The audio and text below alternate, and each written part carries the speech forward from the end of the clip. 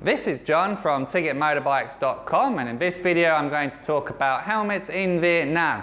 At Tigit we sell helmets starting at $20 and they go upwards, or you can borrow a second-hand free helmet providing you're renting a motorbike from one of our offices. Now, to be driving legally in Vietnam you do need to have a helmet of some sort on your head at all times. That can be something as simple as one of these $2 what I call baseball cap helmets. Now obviously a helmet like this is not going to be safe, so we do not provide them. However, you can pick these up on the side of the road. Now nearly every single Vietnamese person will be driving around with either a Andes helmet or a GRS helmet. Now these can be purchased for around $25 and they are good helmets for Vietnam, where road speeds rarely exceed 60 kilometers an hour. People really do drive unbelievably slowly here. However, helmets like this are not the same quality as what you'll find back home, which is something like this, an LS2 imported helmet, which is around $120. Helmets like this come with DOT and ECE certification, which basically means that they are safe. The point you need to take away from this is that a helmet like this is much safer than a helmet like this. However, keep in mind road speeds are slow here. You just need to be aware of what you're purchasing. Now I'm going to talk about our second-hand helmets that are available for free to anyone renting a motorbike at Tigit.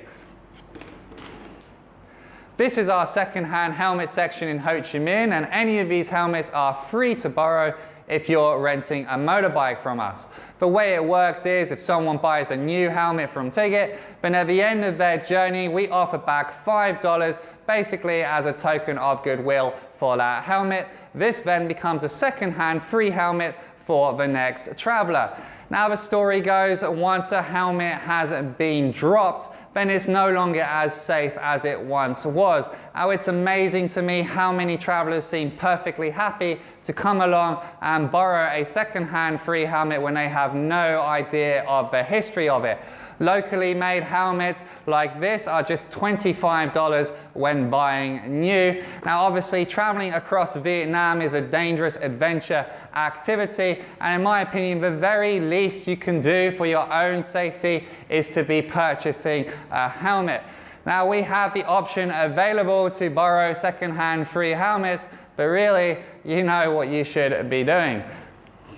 In this section I'm going to talk about helmet fitting. Now the locally supported helmets, the way it works is Andes and GRS, they have various models and each model is one size fits all. So what you do, you come to our office, you try on various models and you hope the one has a good fitting for you. Now a question I get asked a lot is, should I be using a full face helmet? And really, you're the only person in a position to make this decision. How much of your face do you want covered? I personally use a small helmet like this when going around the city, but I switch over to a full face when I go out there on the open roads. Vietnam is not as hot as people think it is, and once the wind is in your face, then even a full face can be surprisingly cool. Now unfortunately, full face helmets are rare here and there are not many models available. That means there are not many sizes available. So you need to be lucky for a full face helmet to actually fit you. Now what most foreigners end up with is a 3/4 helmet here on my right hand side. This seems to be the best overall fitting helmet for your average foreigner. Ultimately, you're the only person in a position to make a decision on what kind of helmet you have when you're traveling across Vietnam.